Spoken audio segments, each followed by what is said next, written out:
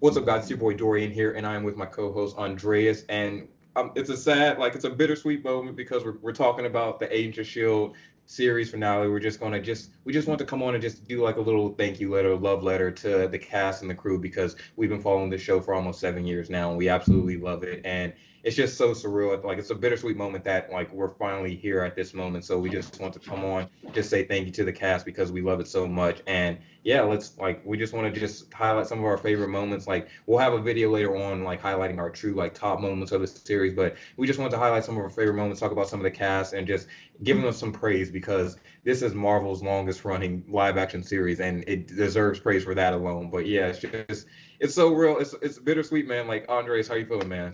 A lot of emotions, man, because obviously I feel like more than any other show, at least in recent memory, this one is made by the fans, right? We're made by the fans in the sense that I feel like the fans just keep coming back and we're such a big presence and the cast is so aware of us as fans and the creators are aware of us as fans that they just keep making it out of love. And I've always appreciated that being an Agents of Shield fan because there is a community out there, Hell yeah. and just being a part of that community brings us so much joy. I always give a shout out to the reactors on YouTube. There's so many who just do reaction videos to the Agents of Shield episodes, and I love watching those because it brings me joy to see them watch Agents of Shield, the same things that brought me joy. So it's been an adventure, man. It's been a long time coming. I feel like what was it, Comic Con 2013, 2012? 2013, 2012, 2012. It was after like they made the announcement. I believe 2013 is like we're getting a spin-off series from the MCU, and then from there it was just like it's so weird. Like I feel like before this season or before this every when we got to close to a new end of a season, it would be like, oh, is it getting canceled? Is it getting renewed? And we'd be like, yeah, it'll be back. We're coming back, and now to finally be here at the last episode to like before the last episode to be like, no, like this is it for them. But it's so like we keep saying this, the word bittersweet because not a lot of TV series in the comic book genre or just TV series in general get to really go out on their own terms, things like that. So for them to be able to just say like, no, this is we're wrapping it up with a love note. This is our season 7 has truly been a love letter from start to finish. Like they've gone above and beyond in my opinion to like really show that they love the fans and like they really listen and they're hearing us. Yeah, we didn't get our boy Fitz in this season, but overall like it's just been an experience and a ride that I've been so blessed to be a part of because I feel like it was introduced in 2013. That was like my first freshman year in college. Like we as a show grew, I feel like that's like it kind of mirrored my own career as like how I've like kind of grown with the show in a way. This is the most invested in a show I've ever been. It's been an awesome ride, and I'm just grateful that I've like this is also one of the most non-toxic communities also like in terms of fandom. I've never seen more respectable fans than the Agents of Shield fans, and I gotta highlight them for that. Like you said, the reactors and things. Yeah, they're all incredible and they all are so encouraging. It's always a lot of fun because I feel like we're that part, or at least in the past 5 years, we're a part of the whole, hey, do you watch Agents of Shield? And everyone's like, no, I didn't really like the first. Oh, give it another shot. Give it another shot. Like that was us every time we spoke about Agents of Shield, where we tried so hard to get everyone back on the train because we saw just the jumping of quality and how much better each season got and each episode got. For me, it was season 2 with Ward. Uh, every time Ward was showing up, he was just getting more and more hype. And I was like, dude, you got to see it just because of Ward. He's one of the best Marvel villains, and he's on a TV show. And I think that's kind of what sealed it for me as being that avid Agents of Shield fan was Bad Ward, or the villain that became Ward, because to me he was the best, one of the best Marvel villains we've seen. Yeah, and speaking of just villains in general, that's one thing I want to definitely highlight. Is like, although Agent Shield has definitely been under slept on, and hopefully more people come to it now that they can package the whole series as a whole and like binge through it. But one of the things highlights is definitely the villains across the board. From Ward to everybody that they've Ava. introduced. Ava and Ward are two of the top tier villains of the MCU Marvel Cinematic Yeah. Universe ever. Like how Yes. it's especially Ward. Like we'll come back to Ava in a second when we talk about season 4 a little bit. But Ward, how they were consistently able to bring him back season to season and still and then not be forced or anything. And they're just like, bro, like this is. That's just quality writing and that's just character development. It's like how they were able to still kind of make us empathize for him in sort of like different ways. And you're like, no, but he's a bad guy. But it's like, bro, but they made some great points. And then just seeing his from where he started to where he inevitably ended up, it was just like, bro, that's a villain story from beginning to for him to like you either see yourself like the Batman quote, you see yourself like as a villain or you become one. And I'm misphrasing it, but that's the epitome of war. Like we were rooting for him in the beginning, and then it just that flip in the back half of season 1, like that changed the whole game. And when they did that Inhuman reveal, when she went into the transformation tomb, and like I still get chills when you hear that spore rise up, and you just hear you see her break out.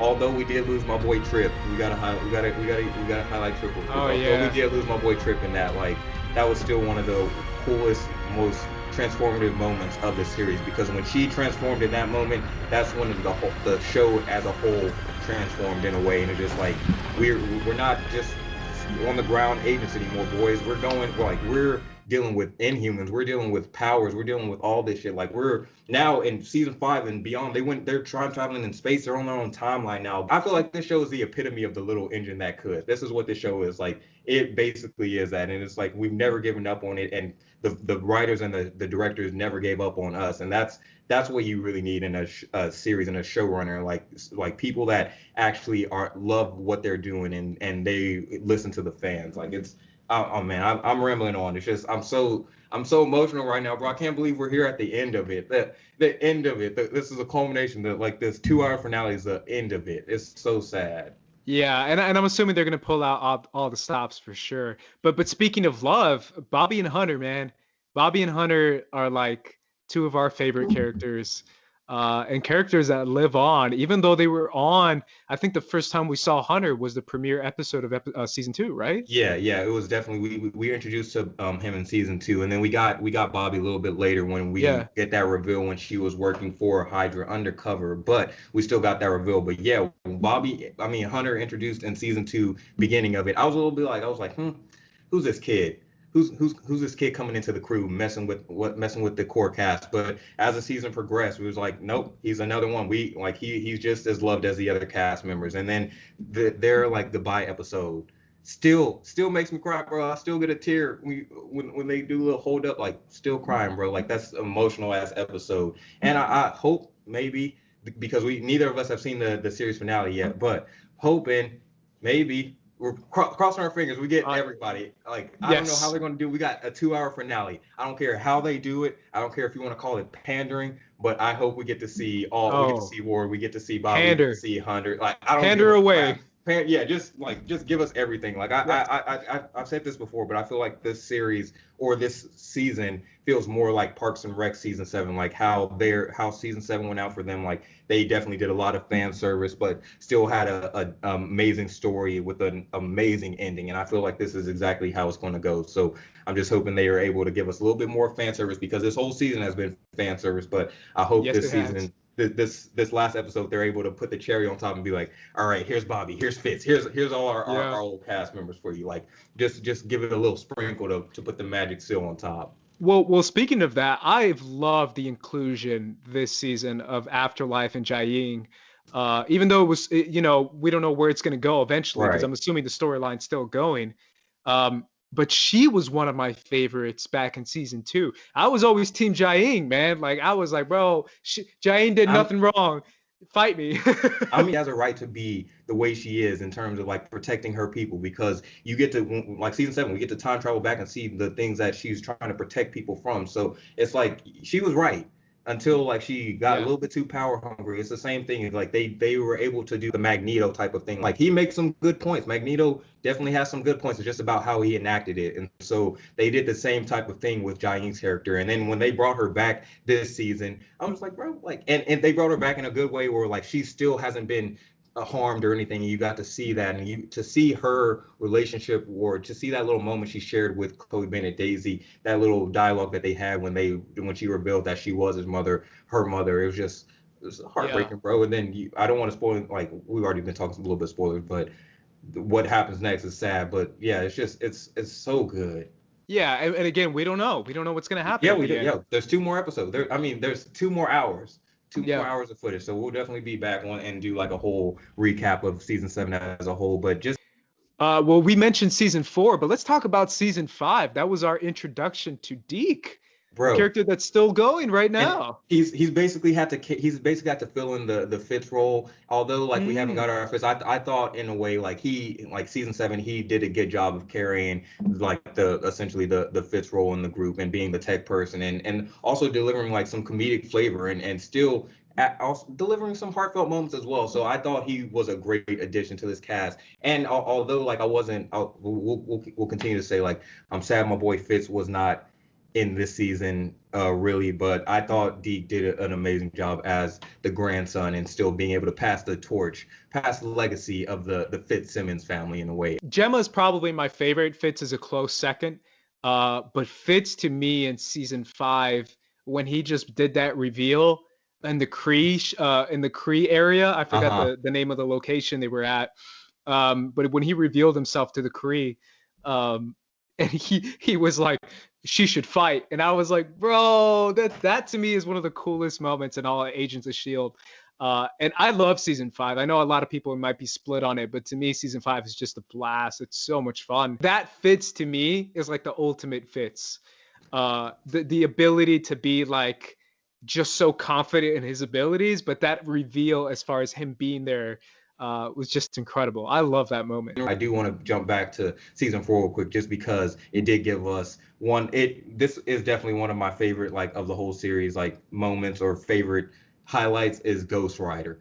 Game changing, revolutionary. Should have got a spinoff show. Hopefully they involve him in the future. But Ghost Rider in general, I thought his just introduction in season 4, I like it has a special moment, like a special place in my heart, specifically because there was one moment where Robbie, Daisy, and Yo-Yo are about to go fight his uncle. All three of them just standing there, like Daisy does a little quake, and you're like, bro, those are superheroes right there. Those are some badass superheroes. That's a fucking squad. That was just a moment to me. Like I wanted to highlight that. Just season 4 in general, I guess, and specifically, is like the story structure for how they It's carried incredible.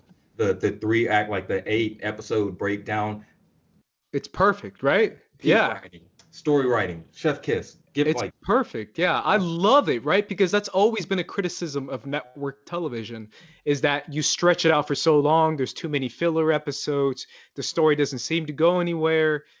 You feel like you have to fill in the gaps. Whereas the way they did it, they said, how about we do 3 mini seasons inside 1 season? That way the stories are tight, the writing is mm, top notch, it's flawless.